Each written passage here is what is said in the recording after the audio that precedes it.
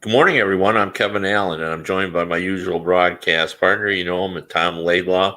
Played 11 seasons in the NHL for the New York Rangers and Los Angeles Kings. This is the Laidlaw and Allen Report. Come to you twice a week to talk all things hockey. And in the playoffs, there's always a lot to talk about. But first, we got some better news than that, though. That your news. You don't like retirement, do you? I really didn't like retirement, and yesterday I did announce that I have a new deal with HockeyBuzz.com. I'm going to do more columns for them, national perspective columns, and then the other half of my job is going to be if you've all heard of teachers sharing one job with the morning and afternoon, I'm going to share one beat writing job covering the Detroit Red Wings with Bob Duff, my longtime friend, also my podcast partner on Tuesdays and Thursdays. Nice. So he and I are going to share the beat writing job for Detroit Hockey Now, covering the Red Wings. So I'm going to cover the Red Wings halftime like a traditional beat writer, and then I'm going to continue on as a national writer. But we're also going to continue this podcast for sure. Yep. To keep rolling on that, because I don't, my week just is not complete unless I get my dose of Tom Laidlaw. Yeah, so. Yeah, exactly.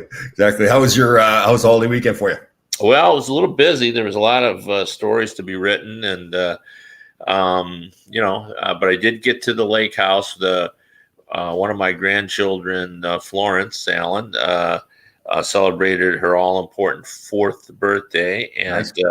We had 14 kids at the lake house. Wow. So it was quite a treat, and it was actually a lot of fun. It was a good weekend. There was some kickball played in my, it's really the front yard, even though it's because it faces the lake, but right. It's not, obviously when you're on a lake, you're not, it's not a traditional road in front, there's a lake in front, but we had a big giant kickball game there, and someone brought in a new wrinkle I had never seen before, which makes it more fun for the kids.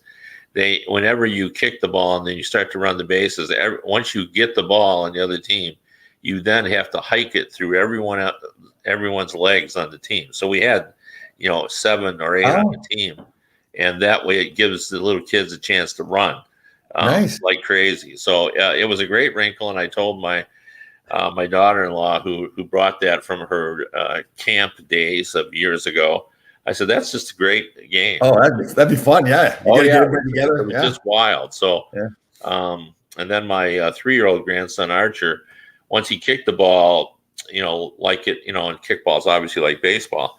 Right. For some reason, he decided it was similar to soccer. So he kicked it a little ways and then went out and drove it again. And then he didn't like how far it went. And he drove it again. And then he started around the bases. So he kind of mixes his games up right now. So that's fun, though. That's good.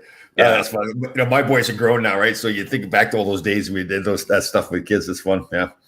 Yeah. And, you get to do it all over again. I've written about this on Facebook, but, soccer was a big, important part of the Allen family life. My wife was the high school coach, and she also coached travels soccer as well. And then my kids played, travel soccer for, my son played for 18 years. He started, when he was 4 in a house league, and by the time he was 7, he was playing travel, and he played, through high school, and then ended up playing 4 years of college. So, all of a sudden, and what's so weird about all that, and I've told this story before, is he played with a lot of kids for a number of years. So your social group becomes that group of parents.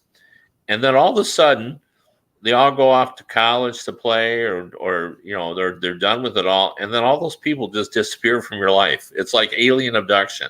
You see those people all the time, and my son was playing year round, indoor, outdoor, all-star teams, whatever, and so we'd see those people all the time, and then poof, they're gone, and you don't see them again. It's the strangest thing.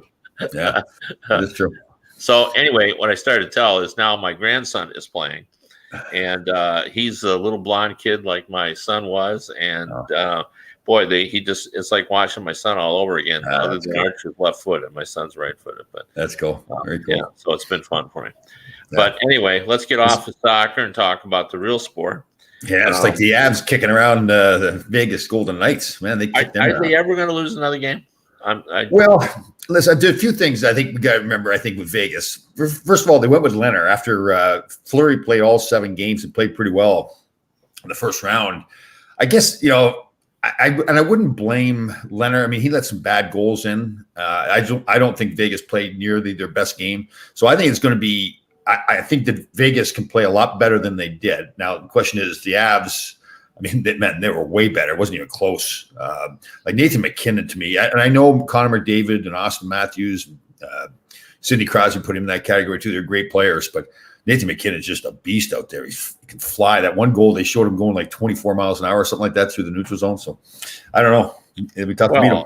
Yeah, I mean, gosh, he thinks he's Lemieux or Gretzky. He's got 8 goals in 5 games. Yeah. He's the new Connor McDavid. It's just phenomenal what he's doing, and this team is playing like it feels invincible. They're 5-0 now, and it's funny, they were talking about on the show too that their power play, the numbers weren't that good against the Avs during the season, or excuse me, against the Vegas Golden Knights. But the way they moved the puck around, like it was like there's nobody out there against them. They were unbelievable. They moved the puck, and they really attacked the box too, right? They're just sitting around the outside. McKinnon gets the puck and he takes it to the net. And, they're good all around. Yeah, and they're I think they've outscored the opposition something like 27-8 in those 5 games, and it's not like they're beating poor teams. Yeah, totally. The Blues and the Vegas Golden Knights, and the Vegas Golden Knights, of course, were just one of the league's more consistent teams. But they got everything going. They got the penalty kill going. They got the power play going. They've got and Cale Makar, it's like now it's a different kind of game now, but he's kind of for that offense the way that Paul Coffey was for the Oilers. Just thinking the same thing, yeah. And Grubauer, the goaltender's playing well too. Absolutely, Joe Sakic is right again. Yeah. Now how many people said, "Well, Joe's got to go out and get a goalie." I certainly did. Yeah, I definitely did. Joe's got to get a goalie. This team's too good. You don't want to, And for some reason, we still view Grubauer as unproven. Now, he's not really had an extended run and all that kind of stuff, but he's really not unproven. He's a Vezina finalist. So, he's playing well too, man. Like he's playing solid. Like it's just not, it looks like he's totally confident himself. Yeah. But Joe's got to get another goalie. Yeah. Still does. Yeah. Now, and then the other thing, let's talk about Joe a little bit. Joe Sakic, let's go back to that when he's got a trade Duchesne, and everybody, me included, thought he just waited too long. Just move that cat. Get him out of there. Let's go. And then he makes just an unbelievable deal on that, and he's still making good deals. Yeah, Devin Taves, he brings him in. He's almost a 25-minute defenseman for him now. Yeah. Just the perfect addition to that team. Yeah, Kadri, even with, still playing great even without Kadri, but Kadri is a big part of that team too. Yeah, although I thought Kadri's play fell off this season for him. I think he wasn't as effective. I think they were actually kind of nosing around looking for a different. Oh, really? Yeah, I do believe that. Now I agree with you. Kadri did serve them well for a long time, but this season it didn't seem to be quite the same for them. And they're fine tuning. They're not looking to overhaul the car. They're just trying to tweak it a little bit, and I think they thought maybe they could do better. And you see where Nathan McKinnon came out too. This was rare. It said, "Listen, I'll take less again, meaning in the next contract, if it means we can keep this group together." Now, I'm sure the Players Association didn't like to hear that, and his agent didn't like to hear it. But so be it. I mean, as Ray Bork once told me, we fought for self-determination, and then the minute we want to stay someplace because we like it, people get all over us. Totally. What's it all about? Oh, I remember the Players Association they were talking behind Ray Bork's back all the time, right? They were calling Oh, him I know. Milwaukee Yeah, Salad Cap. he knew it too. I ended up Yeah. talking to him about it, and it just because he was totally aboard with it. He said, I fought for this. We fought for the right to be able to do what we wanted to do, and then when I did want to do what I wanted to do, they said, "Well, no, you can't do that because it's." Totally. Well, yeah, I mean that really bothered me too. And that there's any player that does that is, he's got the right to do it. But it's Ray Bork. I mean, total class guy, great player. Yeah, if he wants to do that, yeah, I agree. Yeah, you just ask Ray what he wants to do, and then you let him do it. That's the way I viewed it. Okay, two things with Vegas, though, I want to ask you. First of all, what do you think of the decision to go with Leonard in net after Fleury played so well? Yeah, I didn't like it. Yeah. Okay. And then what do you think about the suspension on Reeves, 2 games for kicking the guy in the head? Yeah. Yeah. I mean, there's so much inconsistency there, and especially in the playoffs.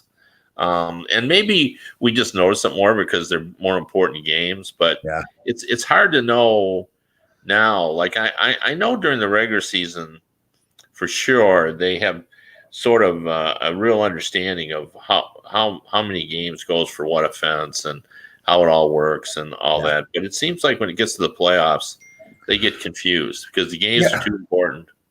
Yeah, like how does Nazem Kadri get 8 games? Right. And you get 2 games for him. 2 games. I mean, there's obviously some logic there, right? But and it's almost like they're willing to throw the book at Kadri, but not at Tom Wilson. So like I agree totally. Yeah. Yeah, like they're not willing to be as harsh on Wilson as they are. And I don't like to dump on Parros because I think it's a thankless job and I think it's impossible to do. Yeah. And I respect the guys that try to do it. And I think he's trying to be fair, but it's just hard. I mean, I think we all think we can do a better job, but if we were there. Do they still do those videos that Brendan Shanahan used to do explaining how they came to the conclusion they did? I don't think they do they? No, I haven't seen them in a while. Yeah, because, what is the logic? Obviously, he's a very intelligent guy, Princeton graduate, all that kind of stuff, so he's not just, throwing it against the wall and see what happens. There's logic to what they're doing. I'd like to hear the logic. Yeah, there for sure is. Like, I believe that they think they're doing the right thing, but it just doesn't come out right. Yeah. So, just continuing on what I was saying about the guys too. So, he gets Brandon Saad as well. Great acquisition. Has done exactly what they wanted him to do. He's, scoring goals. He's secondary scoring. And then Ryan Graves. They expanded his opportunities. Yeah. Now all of a sudden he's been a beast out there. Yeah. Blocking shots and just getting the job done. And even at the coaching too, right? He had Patrick Waugh right before the season. Was it 3 years ago? Waugh decides he's not going to coach there anymore, and then go out and get I can't remember his name now. Their coach, and he's been fantastic. Yeah, that's right. Well, and the willingness to part company with Patrick Waugh. I mean, Joe Sakic and Patrick Waugh, won cups together. There's a bond there. I've just been real impressed by Colorado in the postseason, and I really have been joking with people is they are going to lose another game, right? I mean, they look so good. Yeah, the only way I think they lose a game is because they just don't play well. Like I don't think. I mean, it's a silly notion because of course they're going to lose a game, but it's just impressive how well they've played against good competition. So. And it's like they're so prepared too, right? They come to play. It's not like they have a bad shift or something. Like Nathan McKinnon, just like he made a play there, I think it was in the second period, where he moved the puck to it was kind of a give and go, went around the net and got to the net and turned his back towards the defender and just basically bullied the guy out of the way and put his stick right there where the guy could pass it to him. He was like a beast. Like he knew what he was doing. It was all planned. He was coming around the net, knew exactly what he was going to do. He's impressive, man. Yeah, no, speaking of impressive, I also want to talk about the Tampa Bay Lightning because, they didn't always look like the Lightning that won the Cup against Florida. But I think at the time, we both agreed that it was Florida causing that. And I remember saying at the time, but if you need 6 goals to beat the Tampa Bay Lightning, because they were scoring like crazy, you're not going to win the series because they can play defense. It's just a matter of how they need to play. Yeah. And boy, we are seeing that against Carolina. Vasilevsky's unbelievable too. Right? Yeah. Well, and again, I think it's what they need. I think he plays even a little tighter when he knows, takes, So now they're going down to Tampa too, right? So was this game going to be over in 4 or what? Yeah, and the crowd in Carolina made a huge difference too. Like, it was, geez, I mean, you could hear them, and it was a hostile environment. Yeah. When's the last time we've seen a hostile environment? They're in Michigan here. The Tiger games now, you can have 40,000. Oh, is that right? Yeah. They all have to be vaccinated or anything like that, or? Well, I'm not sure how it's working, but that's what I just got an email saying that they are now allowing a full stadium. So it's going to be interesting. Well, and going into Costco, I see some people without masks now too. And I actually went into Costco the other day and forgot my mask. And it's like I was like panic mode, like where's my mask? I had to go back together. Yeah.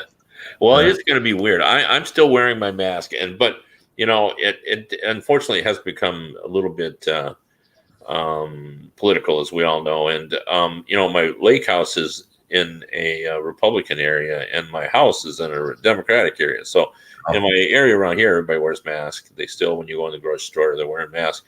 But up near my lake house, people didn't like the idea of wearing masks. And now that it's really dissipated here in Michigan, very few people are wearing masks. I went in the grocery store, and and I'm fully vaccinated, but there was, I thought it was interesting though. There were 6 of us wearing a mask in this grocery store, and there was probably 25 people in there.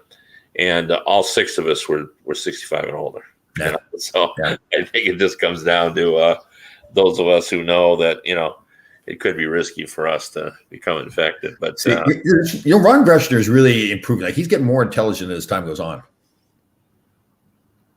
Ken Laidlaw handled the puck the same, and Thomas a better shot at Ron. He's an intelligent man. Yeah, it when I read that, it feels like Ron's been drinking. I'm working on a series. I'm actually going to have to draw both of you in there, because I usually bring in Tom Laidlaw because you are actually quite a good quote. But I'm going to do a series. I'm thinking about this the other day. A series on how great were these guys, and I thought of that, doing this series, because I realized that Gilbert Perreault and Bobby Clarke and Bobby Orr are all over 70. Oh, wow. So you got to be older to have seen them play. So I want to do a series of stories when I talk to people who played against them or who watched them play. So, I want to get to, you and get your buddies that you have on that show to talk about what it was like to play against Wayne Gretzky, and what it was like to play against Gilbert Perreault was the worst for me, because I grew up, I could watch all the Buffalo games where I grew up in Ontario.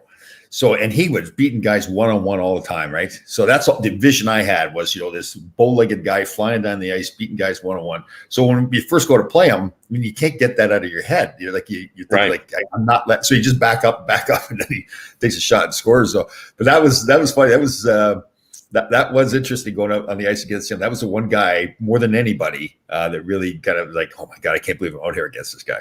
Yeah. Yeah, well, I wonder, Ron was a skilled guy. I wonder what his take is on, playing against Gretzky. So yeah, we had that discussion before. I think they were really, him and Dave Maloney in particular, and Larry Melnick, because he saw Bobby Orr a lot in Boston. Right. Bobby Orr was the guy for them, I think, that really was like, wow, this guy's, I can't believe I'm out here against Bobby Orr. Well, I'm going to do that series. I really am going to do it. So I'm going to track down some of your buddies and do that. And I think those are important things to have, like a record of. Because the story will be. Susan's on. She's on. Man, we can get her on the show. Yeah, she's become she's Ms. Scoop. Right. So and we have I did not know that. So he's had 2 interviews. I don't think Gerard Gallant, the World Championship's still going on, right? Oh yeah, for sure. Yeah. And so Gerard Gallant's got that. Wow. Yeah, I'm also hearing positive things about Donnie Granato in Buffalo. So I'm actually rooting for that. I think he did a good job there. So, Yeah. what a messy situation John Davidson has inherited in Columbus. With Oh, Seth I Jones. know. Seth Jones says he's not going to sign an extension, right? Yeah, that was reported by Elliot Friedman, who's usually pretty wired in. So, Yeah. I find it interesting too. Now it all comes out that you on social media you read that the advanced stats show that Seth Jones is on the decline and all that. All I know is there's still a great romance around the league with Seth Jones. So, Oh, yeah, totally. Yeah. Any team would take Seth Jones. I mean, the problem is getting him in under your salary cap, right? That's going to be the problem. Yeah. I'll tell you what, though, I'd be, because the word has been sort of around the league, and who knows if it's true, but that he wants to go back to Colorado, where he grew up. Huh? And boy, what a team that would be. But if you're Colorado, why would you get, and you hear that, why would you give up assets right to get him now? And I hate to say it like this, but you think what San Jose did where they only had Burns, and then they go out and they get Carlson, right? I think that, to me, that was a problem because there's two similar guys that are dominant players that have to have the puck. I mean, they have to be running the power play. No, do they, though? I mean, I think of Seth Jones, and I think of that hit he laid on Tom Wilson. After Wilson run amok against his team. And, I mean, he's an offensive player, but he's not a Cale Makar offensive player. Well, but he is a power play guy, right? I mean, he is, but there are two spots on the point, I guess. But now we think only one of those can go to defenseman. Isn't that funny how in the old days there was two defensemen? Now we always see four forwards and one defenseman. Yeah, so. Definitely, Yeah. I agree. Well, but I mean, your point is well taken. It's hard to argue that because it certainly has not worked in San Jose. No, not at all. Speaking of not working, what happened to Toronto? Oh, well, everybody wants to, the blame sort of that they're cursed or that, what is it? They're 0-7 now, in chances to win in their last 7 times, and they haven't won a playoff round in 2004. And what I would say about all of that is that I'm sure that's a factor. Now, I'm going to say this, and then I want you to comment because I didn't play, you did. But I don't think it's a primary factor, but I think if it's constantly talked about that your team hasn't had success and you have been a little bit a part of it. I mean, this team is 0-5 in games to clinch a series. This core group, the Austin Matthews group. Yeah. So, I mean, it's got to weigh on you on little. Saying all that, I thought that was just one of the factors. I thought the goal, even though Campbell played well, the goal he gave up to Gallagher was so deflating. Yeah. When that went through in my head, I thought Canadians are winning this. Yeah. My problem with Toronto, it isn't just this series. Other teams like St. Louis, when they won, they're a big, physical, in-your-face team. Tampa Bay had to learn how to win. Washington had to learn how to win. They have an identity. They have a culture there. I just don't see that with Toronto. I'm going to blame Kyle Dubas, the general manager, more than anything, because I think we talked about this where he was going with, in my mind, it looked like he was going with this speedy, fast team, right? All these guys. And then they realized, well, we're getting pushed around, so now we're going to go do something about that. I mean, to me, the good general managers are the ones that say, okay, this is the identity of our team, and I'm going to build that identity and not just all of a sudden stop in the middle of that. It's like he didn't think through the guy. Was he thinking like some teams have done in the past? Okay, we got to go with smaller, faster players now. This is what the trend is around the league. We need to have a smaller, faster team to win. Well, you said this a while ago. I think it was you said, well, that never works that way. You need to be able to skate. You need to have skilled players, but you still have to have a big physical team. It really increases your chances of winning. So, to me, that's the problem with Toronto. I just don't know. Who are they? Who are the Toronto Maple Leafs? Are they a fast running gun team, or are they a grinded out team? I don't think they're a grinded out team. That's for sure. And they've taken some of that, getting Simmons and Thornton and those guys. I understand why they did that, but I just don't. Well, and then there were other factors. I mean, the Muzzin injury was a big factor, I thought, because they're not deep enough on defense to live without Muzzin. I thought obviously the Tavares injury was a factor as well. But, a big part of this is no Matthews, no Marner. Yeah, Mitch Marner. Yep. and one goal between them. You look at what McKinnon is doing Yeah. in Colorado with the pressure on him there, and then look at what those two did. And Marner's now gone 2 seasons in the playoffs without a goal. Right. And now that becomes the problem, right? Is that now what he becomes? Is that what people keep saying? Especially in a city like Toronto, they're going to be writing that all the time, and he's going to be reading it whether he says it or not. Right. So, but I mean, you got to pass the blame to them. But I wonder whether they have to do. And I'm going to call this the Bill Zito treatment now, because I've talked about this a lot, but I really liked that he changed that Florida team right around the edges. Yeah. He changed 10 guys. The guys up front, the Barkoffs and the Hubertos, and, they still got Aaron Ekblad, and, they still got a bunch of guys that they count on. But all the guys around the edges, he's changed. So, and they're grittier. He thought they needed to be more physical. So Gudas got brought in, and now all of a sudden they're among the leading hitters. And, they needed some feistiness. So he changed up those guys, and they needed another scorer. And then Vander Hage was brought in. And I think that's what Toronto needs to do. And Buffalo too. If I was Buffalo, I'd be looking to make 10 changes around the edges of that roster.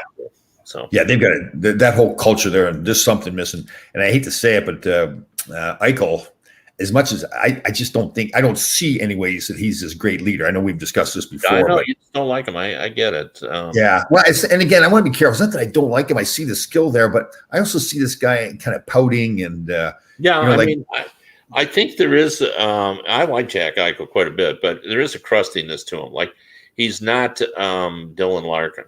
In terms of, like, Dylan Larkin is always one of the favorite guys in any dressing room. He gets along with everybody, and then Eichel's just a little crustier. Austin Matthews is, kind of got an engaging personality. Jack can be seem a little standoffish. I don't think he really is, but he does. Maybe it's just an impression, and even the way he skates out there, he's kind of giving the impression like I'm really not putting much effort into it. But he's such a good skater. He still gets there, right? Because you watch McKinnon play, you watch Connor McDavid play. I mean, you can tell those guys are flying down the ice. And well, and when things aren't going well, you don't want a guy like Jack, because you're looking for positives, and so in the Montreal Winnipeg series, should they just take all the players off the ice and just play the 2 goaltenders and see who wins, who the best players? Is that what it comes down to? Yeah, well, Connor Hellebuyck versus Carey Price is certainly a good one. I remember too. I talked about this the other day with some folks.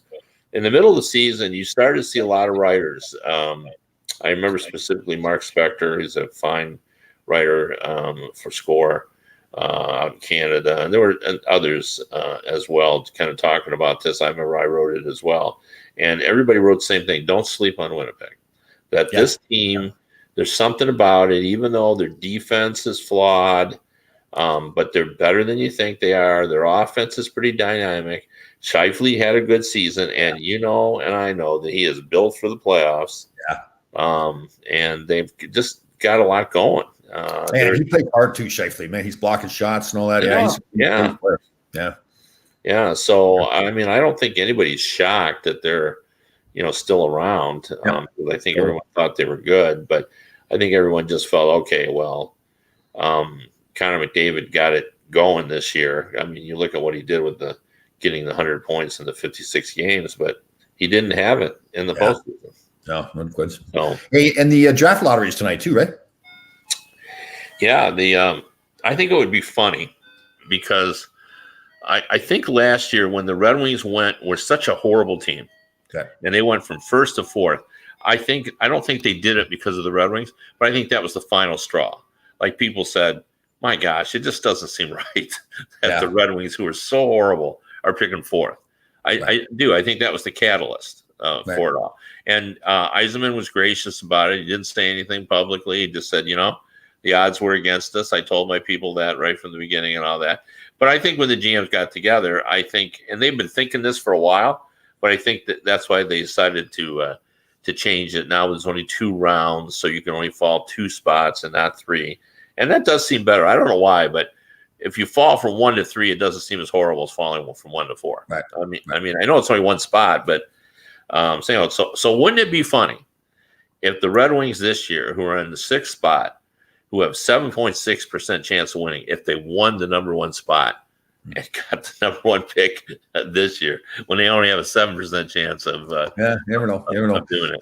I would like to be Arizona too. Thank God it's out in Arizona. They don't like they screwed up. Now they don't have a first round pick. It's this year, right? They lost their first round pick. Yeah, I don't even know what's happened to John Chaika. Yeah, maybe you told me the rumor that he's going to get hired in Buffalo, and maybe that's still heard about that. But there were rumors circulating that he was going to go to end up in New Jersey, and he wasn't going to be the GM as much as being above that. So, but it never happened. I heard all those rumors, but it never happened. Right. So I always liked John. It was fun to talk to him. Yeah, we had him on the show one time, right? Yeah, he was good. No, he was good. And did you ever find out? So they lost the draft picks because they were working out the kids, the draft prospect early, right? How do you make that mistake? I mean, how do you not know that you can't? I don't think they made a mistake. I think they just did it because they thought nobody cared, but that nobody would pay attention. But I guess it is one of those things. If you didn't really know all the rules, maybe they won't. I gotta believe they knew what they were doing. I just think they just didn't think that it was, a big deal. No. I don't know. Maybe they thought everybody was doing it. I don't really have any idea, but I'm glad they got punished. You want a even playing field. Very true. Very true. But Mrs. Allen was probably busy. She did not see my meal that I made on Monday. I looked for it. I didn't see it. Yeah, we didn't do it Sunday. We moved it to Monday because of Memorial Day festivities. So we had the steak, cod. Oh, cod was good. Yeah, cod's good. Yeah, corn on the cob. Now, you know what? I've also switched. Now, I was not a baked potato guy, thinking that they're not as healthy. But upon further research, baked potatoes aren't that bad. No, they're not. I like baked potatoes too. Well, you'll be proud of me because it wasn't this past week, but I think it was the week before. I like salmon, but I can never get it the way I like it. Like I always find that if someone else cooks salmon, I really love it. When I do my own, I don't like it. Oh. And I've tried it, but this time I was so careful. Like I followed the recipe exactly, and I put it in foil, and then I put it in the oven. I baked it for the exact amount of time. I put a lemon on the top of it. I squeezed a little lemon. I put the right spices on it, and it just came out beautifully. And nice. The flaking was the key. Yes. They said you got to see the flaking with the fork, and I did that, and I go, oh my God, I did it. So I've learned from me, part of it is the timing too, right? Because you can get it to that right point there. If you go too far over that right point, then all of a sudden it gets all dried out nearly. So yeah, you got to have it right. But I mean, you got to follow directions. Like my wife always tells me, pay attention to, like I it's not like you're just trying to clear the puck out of the zone and you get it out. Like you got to be precise about it. You got to love it. You got to love the salmon. Yeah, you do. But you got to cook it the right number of minutes and all that kind of stuff. So I did have a really good, and I put a little, just a drizzle. That's what they called it, a drizzle of olive oil on it. And that makes sense as well. Now, when I make the cod, I make my own little fish sauce. So I get avocado mayonnaise, almond milk, and a little sriracha. Mix them in there together. Oh, yeah. Well, sriracha is such a handy sauce for making anything you're going to dip in. So totally. So anyway, well, we've holy cow, we've really kind of pushed it a little bit. I thought we had gone about 10 minutes, and here we go. So anyway, we appreciate everyone for listening. Everyone, you can find me now at Detroit. hockeynow.com, where there's actually a little paywall. A lot of my stories are free, but some are not. You got to pay for them. And then I'm at Hockey Buzz. I'm probably going to do about 20 columns a month, so I'll be there now quite regularly. Yeah, good deal. And then you're with Bob Duff still. You still got your podcast? I am, although we're switching our podcast times around because of our new employment. So we're going to have to get back to you about when we'll resume. Okay. We're on hiatus for 2 weeks while we sort this out of how we're going to get it done. All right. Again, you can listen to the radio version of this show on 365 Sports on radio.co. Again, that's radio.co 365 Sports. We'll see everybody on Monday.